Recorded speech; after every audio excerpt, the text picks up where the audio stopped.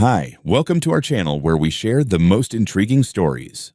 One man, one lawnmower, one suburban war. When a quiet Saturday mow triggers a full-scale legal battle with a tyrannical HOA, he must fight for peace, privacy, and the right to cut his own grass. What started with a hum turned into a revolution. It was a Saturday morning, one of those perfect Arizona days when the sky is criminally blue, the sun is warm but not blistering, and the air carries just enough pine to remind you you're still technically in nature, even if HOA hell is creeping up. The hill like a slow-moving disease. I rolled up the garage door and pulled out my electric lawnmower, a quiet little beast I picked up 2 years ago, mostly because I didn't want to piss off whatever fragile neighbor moved in next.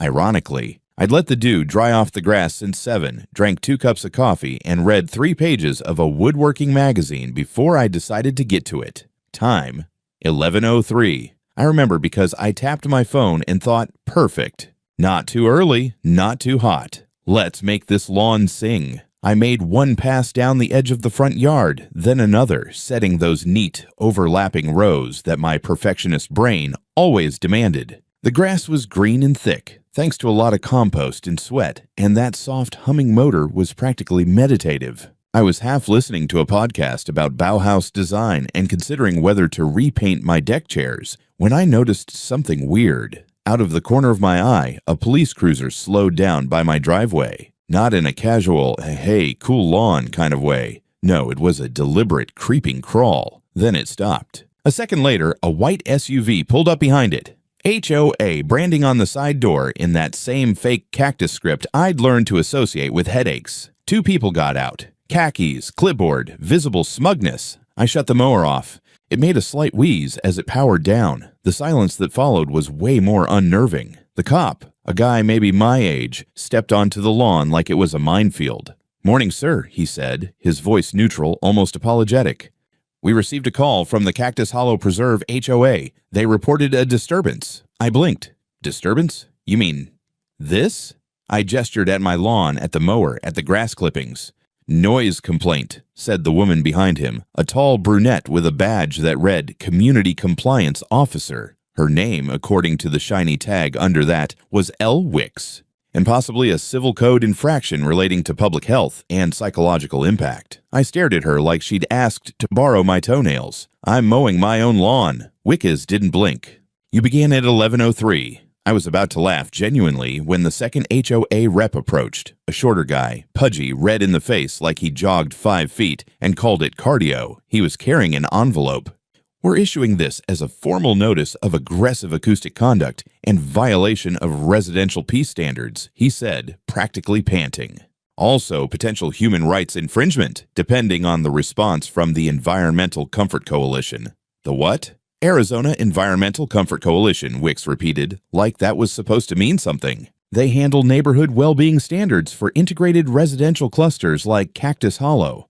"I'm not in Cactus Hollow," I said it calmly, pointing toward the edge of my property, where my fence met a patch of oak trees and the very clear end of HOA jurisdiction. "This house isn't in your development. I bought it 5 years ago. It's a legacy parcel. You guys popped up after." Wicks smiled with all the warmth of a tax audit. "We're aware, but you are within our visual comfort radius. That extends operationally beyond direct membership, a doctrine established by the Cactus Hollow Covenant, page 7, Addendum B. It's about ambient harmony, visual and auditory." I looked at the cop. He gave me that tight-lipped, "Please don't put me in the middle of this" look and said, "Technically, your noise levels aren't above the city limit, but I have to respond when an HOA files a report."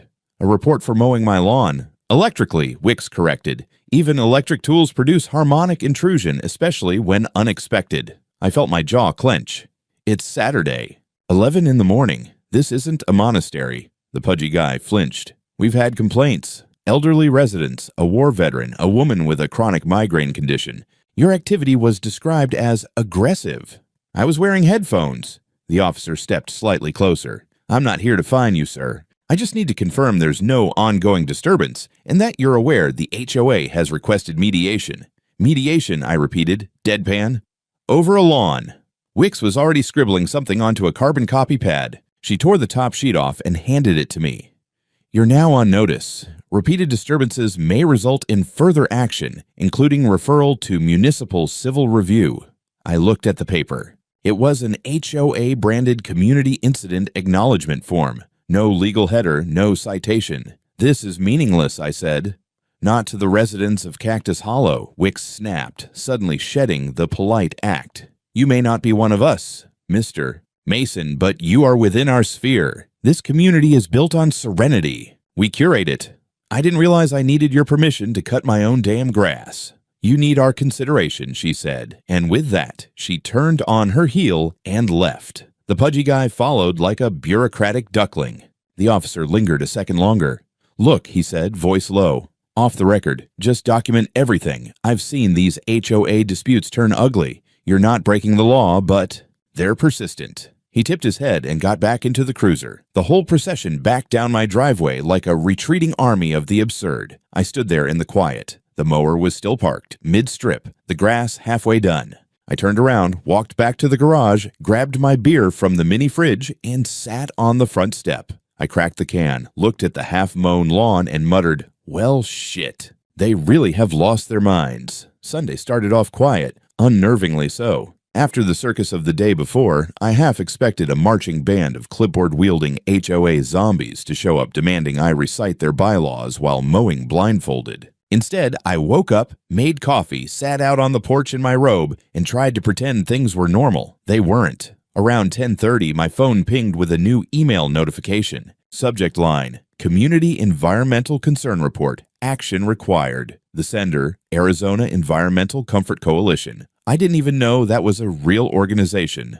The logo looked like it had been designed in Microsoft Word, a faded saguaro cactus in front of a sunrise with Comic Sans font. I opened it and immediately felt my stomach tighten. The letter was worded like an official state document, but it reeked of HOA drama. It began with a cordial "Dear Property Owner," then spiraled straight into bureaucratic insanity. "A joint complaint has been submitted against your property, citing potential violations of Oral Peace Ordinance and Psychoacoustic Zoning Guidelines. Subsection D. They were accusing me, of something called unauthorized psychoacoustic activity. I kid you not. Among the list of violations, intrusive mechanical resonance during quiet designated hours, sonic encroachment into shared eco-harmony zones, unpermitted harmonic disruption affecting eldercare equilibrium." By the end of the page, I was halfway convinced I'd triggered a portal to another dimension with my lawnmower. They demanded that I cease all noise-producing outdoor equipment usage until a full evaluation could be completed. Evaluation by whom? HOA therapists with tuning forks. And then came the cherry on top,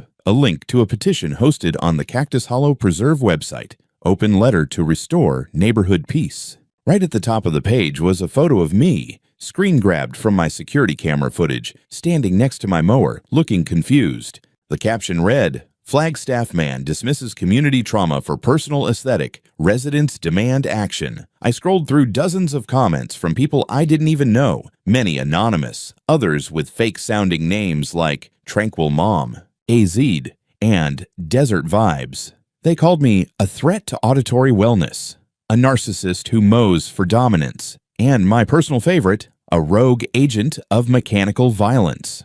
One claimed their grandmother had developed tinnitus from unexpected exposure to electric whirring. Another insisted their dog hadn't slept in 2 nights due to emotional anticipatory stress caused by the possibility I might mow again.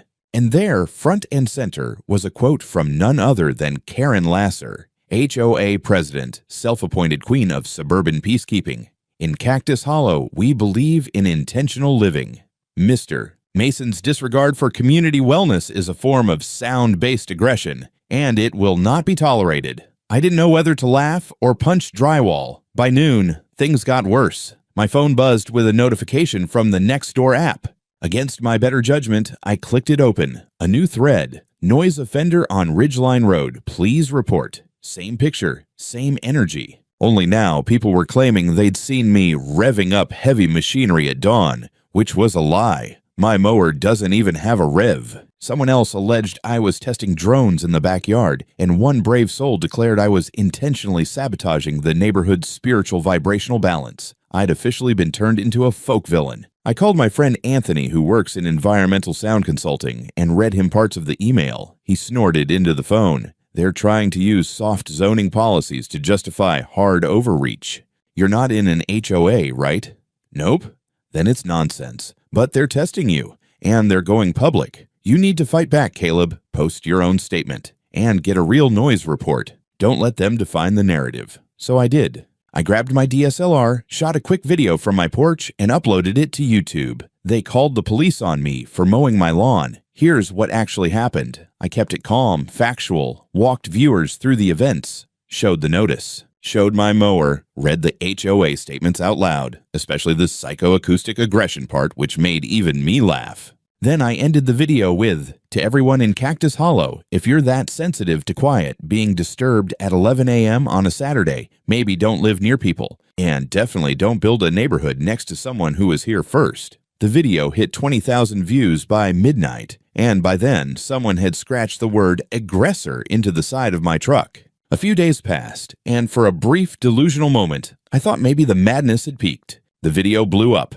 50,000 views in 3 days, and while most of the comments were on my side, HOAs are a scam, mow louder next time. This is why I live off-grid. A small but shrill minority insisted I was the acoustic equivalent of a war criminal. Whatever, I could live with online noise. What I wasn't ready for was the kind that started humming outside my fence. It was Wednesday morning when I noticed the box. Not a package, a box. Mounted awkwardly to the side of my mailbox post, just beneath the security camera. It hadn't been there the day before. I was sure of it. It was sleek, matte black, with a single blinking green light and a tiny grill. I crouched down and squinted. No branding, no label, just quietly watching. Now, I'm not paranoid by nature, but I'm also not an idiot. I unscrewed it, brought it inside, and plugged it into my laptop with a USB cable. Took about 5 minutes and a call to Anthony, bless that man, to figure out what it was. A directional audio logger, motion-activated, GPS-tagged, logging decibel spikes. It had been recording my property line for days. Anthony helped me extract the data. The logs were bizarre, wildly inflated noise readings, spiking to 75 decibels for what should have been a 48 dB electric motor. One file even registered 93, and that's jet engine levels, during a time I wasn't even home. It was faked, or worse, manipulated. Then Anthony ran a search on the device's MAC address and linked it to a local security services contractor, Desert Vantage Compliance Solutions, a known partner of the HOA.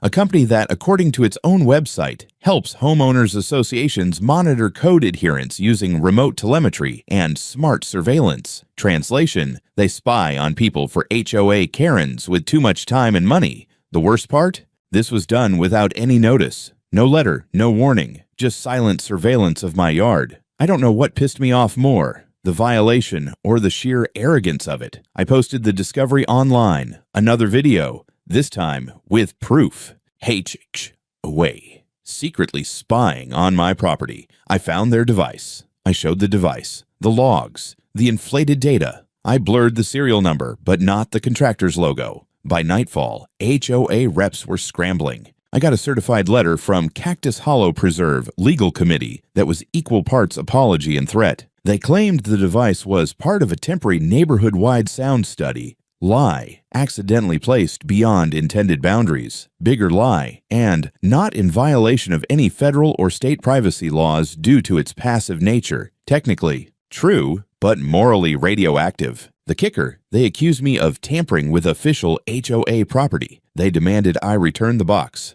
I mailed them a brick. That week, things escalated further. A local HOA-friendly blogger published an article titled, "The Grass Isn't Always Greener, One Man's Crusade Against Community Standards." It painted me as an anti-social recluse with a grudge against peaceful integration. There was a blurry photo of me lifting the audio box, clearly screenshotted from my video, and the caption said I was dismantling protected infrastructure. I called my lawyer. Jenna Payton was calm, direct, and deliciously vicious. "They're trying to build a public case for policy justification," she said, scrolling through the article while sipping her coffee. "This is strategic slander. They're not just pushing you out of social circles. They're laying the groundwork to pressure the city. If they can label you disruptive, they'll make a motion to rezone your parcel. Can they even do that? Not easily. You're grandfathered in, but that doesn't stop them from filing complaints and inventing nuisance narratives. And with fabricated decibel logs, they might convince someone to launch a noise use review. A noise use review over an electric lawnmower. Meanwhile, more flyers appeared around town. Same buzzwords: eco-harmony, sonic stressor, neighborhood preservation. HOA reps stood outside the local farmer's market handing out leaflets with a grainy black and white image of my house under the headline, "This is why we need regulation." One evening, I spotted a drone hovering near the tree line. I grabbed my garden hose and gave it a good blast. It dipped, wobbled, then zipped away like a startled bug. The next morning, a complaint was filed against me with the city council, claiming I'd destroyed protected equipment during an HOA-sanctioned monitoring operation. I hadn't even scratched the thing. But now they were formally petitioning the city to declare my yard a zone of acoustic conflict. If accepted, it would let them prohibit mechanical lawn maintenance within a 200-foot radius, effectively banning me from mowing. That's when I knew this wasn't a petty grudge anymore. It was a campaign. By Friday morning, I had officially run out of patience and almost out of bourbon. I'd spent the past week being called an auditory anarchist on neighborhood forums, stalked by drones, painted as the suburban antichrist by HOA fanatics. And now the city was reviewing my property for environmental sound zoning conflicts, all for mowing my goddamn lawn. So I did what every pissed-off American with a target on his back should do. I lawyered up and hit back. Jenna Payton wasn't just a good attorney. She was the type of civil rights litigator that made HOAs soil themselves. Her office was minimalist, her tone surgical, and her patience for bullshit non-existent. By the time I finished my rant in her office, she already had a legal pad full of bullet points and case law references. "I love it," she said, flipping her pen in that unnervingly calm way. "You're not in the HOA. You have deeded independence. You've got surveillance, defamation, private intrusion, malicious zoning interference. They've overplayed their hand. We'll burn them." "Good," I said, because I'm ready to pour gas. First, we filed a cease and desist against both Cactus Hollow Preserve HOA and Desert Vantage Compliance Solutions for unlawful surveillance and data manipulation. Then came the defamation notice to the blogger who'd published the hit piece. Jenna also contacted the city to demand a public hearing regarding the zoning complaint, invoking my rights under the Arizona Private Property Preservation Act. But that was just the warm-up. The real nuke? A multi-claim civil suit against Cactus Hollow Preserve HOA, Karen Lasser personally, Desert Vantage Compliance, and 2 members of the HOA board who had submitted sworn affidavits alleging consistent and excessive noise violations, occurring over multiple mornings. Our evidence. Oh, it was a buffet. We had video footage from my security system showing I'd mowed for exactly 21 minutes. We had raw audio logs proving decibel levels never exceeded 52, which is quieter than some air conditioning units. We had metadata showing the tampered device had artificial decibel spikes pre-programmed by a third-party firm linked to HOA contracts. And the cherry on top, one of the HOA board members, someone named Mitchell Gray, a mid-tier accountant with a superiority complex, had accidentally sent an internal email to me instead of Karen. It read, "If we keep up pressure and keep him flagged, we might force him into compliance before July. The fence makes it too hard to spread influence. Let's push for noise regulation first." I forwarded it to Jenna. She laughed for the first time since I'd met her. "This email," she said, "is our golden goose." In parallel, Anthony, my audio-savvy friend, published a technical teardown of the surveillance device. He laid out how the equipment violated local telecom transparency laws and was pre-programmed to inflate readings beyond 65 decibels even in silence. It made the front page of our legal advice within hours. HOA fanatics swarmed in to defend their holy order, but they were drowned out by a tidal wave of anti-HOA veterans, audio engineers, and pissed-off homeowners with their own war stories. Then something unexpected happened. A man named Eli Navarro, who lived 3 streets over, deep inside Cactus Hollow, HOA dues and all, reached out anonymously via Reddit. Said he was sick of the cult behavior, claimed to have screenshots from the HOA group chat where Karen and her inner circle were discussing targeting fringe residents who resist standardization. His screenshots were glorious. Direct quotes from Karen: he'll bend or break. If not, we use the rules until the city takes over. I don't care if he's not a member, he's visible. That makes him our problem. Jenna reviewed the messages and lit up like a Christmas tree. Conspiracy to harass, coordinated civil targeting. This is gold. I was still angry, but now I had momentum. Now I had fire. That weekend, I made another video. They're trying to force me into an HOA I don't belong to. Here's what they did.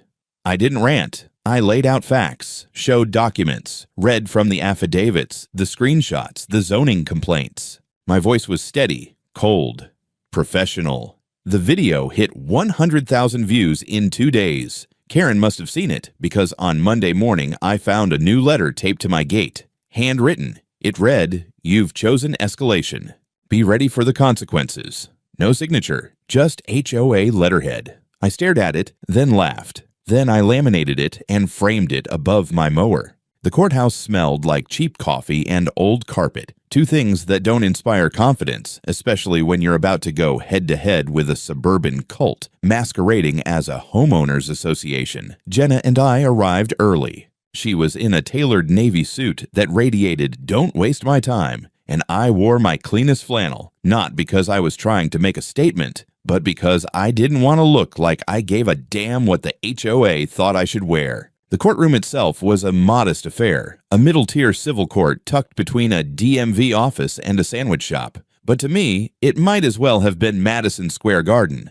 I was ready for the fight. Karen Lasser walked in like she was expecting a red carpet, hair shellacked into some kind of blonde helmet, suit 2 shades too white for Arizona, and a face set into a permanent expression of "how dare you."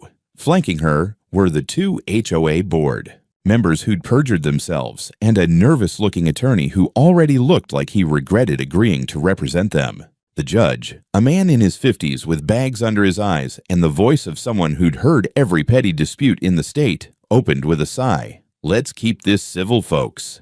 Too late for that. Jenna began with surgical precision. She laid out the facts with no drama, no flair, just a steady rhythm of evidence: the cease and desist, the fake sound reports, the surveillance device, the accidental email, the group chat leaks. She played a side-by-side comparison of the HOA's manipulated decibel logs next to actual audio from my mower. One sounded like a freight train. The other, a gentle hum, barely louder than a refrigerator. Karen squirmed. Her attorney objected on irrelevance, which the judge overruled with a board wave. Then Jenna brought out the affidavits, sworn statements by the HOA board claiming I had been mowing multiple mornings in violation of community noise standards, sometimes as early as 5:30 a.m. She held up my security footage timestamps, which proved I hadn't even left my house until after 10 a.m. on those days. "Perjury," she said, not loudly, but with enough weight that the whole room seemed to tighten. Then came the kicker: Eli's screenshots of the HOA internal messages.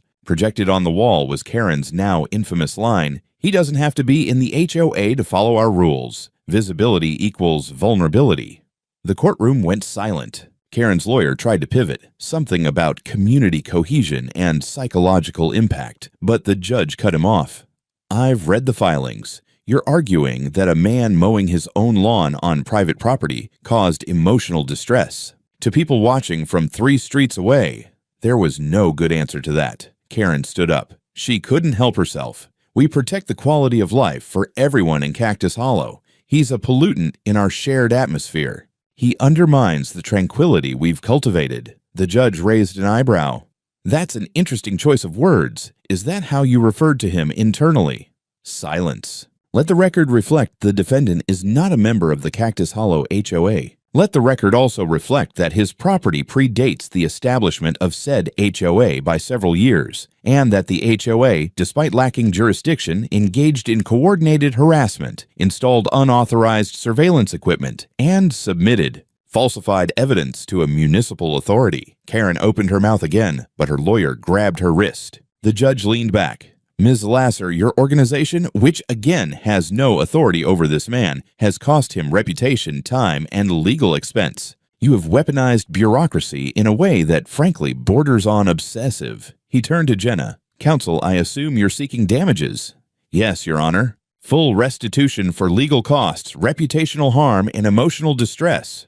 Any punitive. We'll let the evidence speak for itself." He nodded, made a few notes, and said, "Decision will be filed within 72 hours. But based on what I've seen today, I wouldn't expect a happy holiday season for the HOA." Outside the courtroom, Karen stormed past us without a word. Her face was pale, jaw tight. One of the board members looked like he was about to puke. Their attorney was already on his phone, probably Googling how to exit HOA litigation gracefully. Jenna turned to me and smiled. "You did good." I exhaled for what felt like the first time all week. "Think this is over?" "Not yet," she said, "but we just broke their spine." We walked out into the afternoon sun. It was quiet, peaceful, no lawnmowers, no drones, just silence, the good kind. 3 days later, the ruling came in. I was halfway through sanding a cedar bench in the workshop when my phone lit up. One notification from Jenna. "We won. Full damages. Call me." I didn't even bother wiping the sawdust off my hands. I hit call. She answered on the first ring. $675,000. I stopped breathing for a second. "You serious?" 100%. The judge ruled in our favor on every count. Unlawful surveillance, defamation, coordinated harassment, attempted zoning manipulation, and malicious misuse of municipal processes. He even added punitive damages after reviewing the HOA's internal communications, said their behavior bordered on sociopathic governance.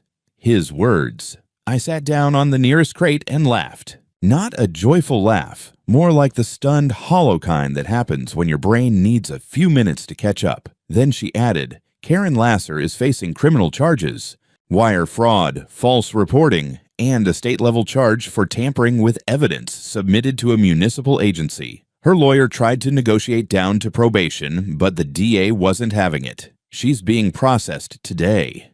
"Jesus," I muttered. "Oh, and Desert Vantage compliance is being investigated by the Arizona State Licensing Board. Their equipment violated at least 2 telecom regulations and 1 privacy statute. The city revoked their local operating license pending appeal." I let that sink in for a second, then asked, "What about the HOA?" Official warning from the Attorney General's office. "One more violation of private property boundaries, and they'll be recommended for forced dissolution." I hadn't even known that was a thing. Apparently, if an HOA is found to be operating in persistent violation of state law and outside its jurisdiction, the state can move to liquidate its governing structure and redistribute oversight to municipal channels. Basically, corporate death by paperwork. 2 board members, Mitchell Gray and a woman named Daphne Lynn, both of whom signed those fake affidavits, were officially suspended from their roles.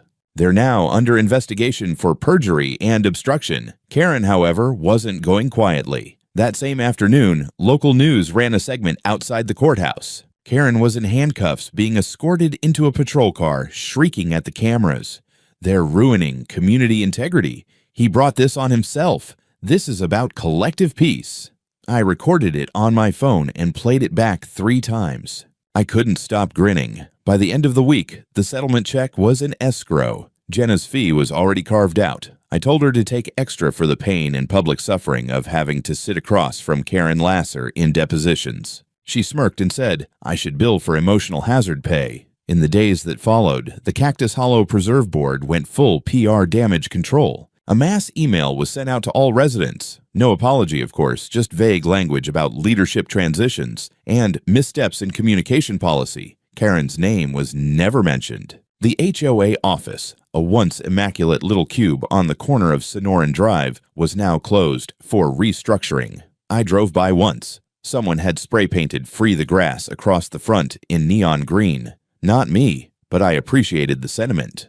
The city also held a public forum, part of the zoning review fallout, and I showed up just to listen. Turns out my case sparked something bigger. Several residents from other neighborhoods started sharing stories. Overreach, threats, fines for things like wind chimes and mailbox color. One guy from the east side got fined for leaving his garbage bins out for more than 45 minutes. Another woman was warned for planting unauthorized flowers. That night, someone jokingly suggested forming an anti-HOA coalition.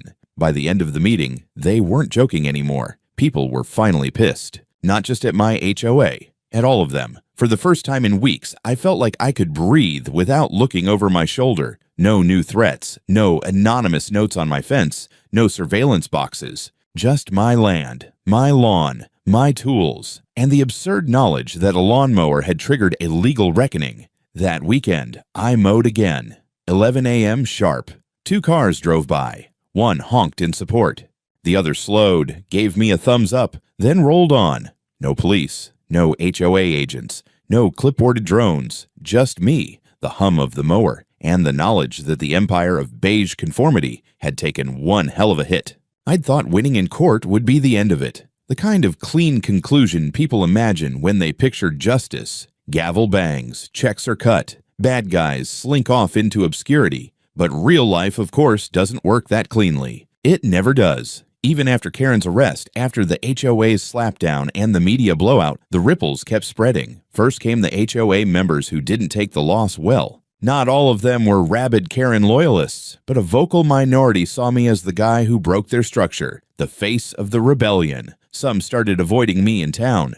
Others made passive-aggressive comments at the coffee shop or glared from across the hardware store. One particularly bold man, Guy in his late 60s with an HOA pin on his fleece vest, called me a lawn terrorist under his breath as I passed him in line at the post office. I turned, smiled, and said, "And yet here you are, still breathing." He looked away. Then came the support. People I'd never met before started showing up. Not at my door, thank God, but online, in messages, even in public spaces. A young couple from the north side stopped me in the parking lot at Home Depot just to say thank you. Said they'd lived under an HOA for years and felt like they were suffocating. Another woman, early 40s maybe, emailed to tell me her HOA fined her $300 for letting her autistic son play with chalk on the sidewalk. "You gave people permission to fight back," she wrote. "You made it feel possible." That one hit hard. It was strange, though, being seen as a symbol. I'd never set out to start a movement. I just wanted to mow my damn lawn. Meanwhile, the anti-HOA coalition started to gain steam.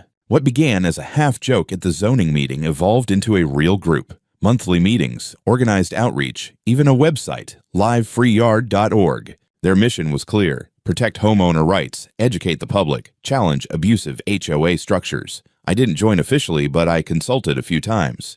Helped them draft a sample HOA exit strategy for neighborhoods considering self-dissolution. The local paper did a Sunday feature on the fallout, titled "The Man Who Mowed Back." It was surprisingly balanced, even flattering. They interviewed neighbors, legal experts, and included a shot of me pushing my lawnmower with a dry, deadpan caption, "Caleb Mason, lawn owner and lightning rod." I printed it, framed it, and hung it next to the laminated HOA threat letter in my garage. Karen. She made bail, of course. Her trial date was pending, and her lawyer was spinning like a hurricane in a blender. She tried to claim mental distress from constant community tension, even filed a motion citing cumulative microaggressions from her HOA duties. The judge wasn't impressed. From what I heard, she moved temporarily to a house outside Sedona. Ironic, considering how obsessed she was with controlling this one. A few people said she might flee the state entirely, but I doubted it. Karen wasn't the fleeing type. She was the seething type. Cactus Hollow, it was bleeding. With the board in disarray and the city watching them like hawks, their grip weakened. Dues dropped. Enforcement stalled. Several residents filed for formal withdrawal, citing community disillusionment. Others just stopped complying with petty rules. One woman hung rainbow wind chimes on every window of her house and dared anyone to complain. No one did. For the first time in years, the neighborhood looked alive. As for me, I started fixing up the place. Not out of spite, out of pride. Painted the deck, replanted the hedges, built a bench at the edge of the lawn with a perfect view of the hills. I stenciled something on the side in small, blocky letters. Let them hear it. And every Saturday, at exactly 11 a.m., I mowed. Out of routine, out of ritual, out of stubborn joy. And if the wind carried that hum just far enough into Cactus Hollow to make someone grind their teeth, well, that wasn't my problem. It's been 6 months since the day the police showed up over the sound of my lawnmower. Sometimes I still replay that moment, standing there, sweating in the Arizona sun, holding an electric mower, watching a cop and 2 HOA enforcers treat me like I'd just committed suburban treason. Now, The grass is greener than it's ever been, but not because of some poetic metaphor. I just have time now. Peace. Space. And for the first time in years, the quiet doesn't feel like something someone else owns. Cactus Hollow still exists, technically, but it's changed. The HOA is down to 3 board members, and all of them are too busy covering legal ground to worry about wind chimes or lawn edges. Karen's case is still pending, delayed for the 3rd time, now buried under motions and procedural backfires. Her lawyer's trying to argue that HOA harassment wasn't criminal, but philosophical conflict management. Even the judge chuckled at that one. Some of the people who once sided with the HOA have started to come around. The ones who once called me aggressive now wave from across the road. A few even asked me for copies of the legal filings Jenna used, just in case our HOA gets ideas. Funny how fast fear turns into solidarity when people realize the tyranny doesn't stop at their fences. The anti-HOA coalition now has chapters in 3 counties. They lobbied to introduce a homeowner protection ordinance to the city council, language that limits HOA jurisdiction to members only and criminalizes the use of surveillance or enforcement against non-members. It passed unanimously. Something about the word psychoacoustic aggression being quoted in the resolution made the whole thing feel like poetic justice. Last week, a young couple pulled into my driveway. They had a kid in the back seat, barely old enough to sit up. The husband rolled down his window and said, "You're Caleb, right?" I nodded. He smiled and said, "We bought the house down the slope, saw the video. We moved here because of you." I didn't know what to say. So I said, "Hope you brought a mower." They laughed. We talked about trees and soil and why the water bills in Flagstaff are insane. Then they left, and I stood there, looking down at the valley, the sun setting in that ridiculous orange fireball way it does out here, and I thought about how fast everything can shift. How one stupid, ordinary Saturday can turn into something you never planned for. The fence around my property now has a new sign. I had it custom made, not aggressive, not sarcastic, just honest. You're entering a lawn cared for in peace, not permission. Please respect the difference. People take photos of it now. The press calls stopped months ago. The checks have long cleared. But what remains is something harder to write down. The feeling of owning something no one can vote away, surveil, or fine into submission. It's not about the grass. It was never about the grass. It was about who gets to decide what peace looks like, and whose peace gets prioritized. Mine wasn't perfect, but it was mine. And every Saturday at 11 a.m., I still mow. Not because I have to, but because I can.